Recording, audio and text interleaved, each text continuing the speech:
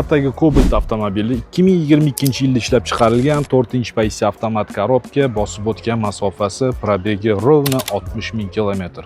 Avtomobil faqat benzinda yurgan, gaz umuman o'rnatilmagan, texnik holatlari ham zo'r holatda, motor ходовой korobkada hech qanaqa qilinadigan ishlari, rasxodlari umuman yo'q. 4 ta absolyutni yangi charmxo'l balonlar taqilgan. Salon holatiga keladigan bo'lsak, akkuratniy, приятный salon, yaxshi chexol, yaxshi poliklar taqilgan, rul holatlari zo'r turibdi, cruise kontrollar yoqib qo'yilgan, signalizatsiya Magic Car bor, yaxshi qimmat monitor o'rnatilgan, xullas akkuratniy, приятный salon.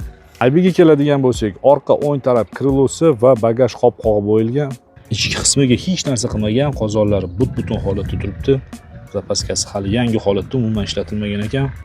Narxiga keladigan bo'lsak, narxi $10.500. Xohlovchilar uchun через bank avtokreditga ham sotiladi. Manzil Toshkent shahar. Telefon raqamlarini video описаниесida va video kommentariyasida qoldiramiz. Qiziqqanlar aloqaga chiqinglar, kelinglar, ko'ringlar, baraka qilib olib ketinglar.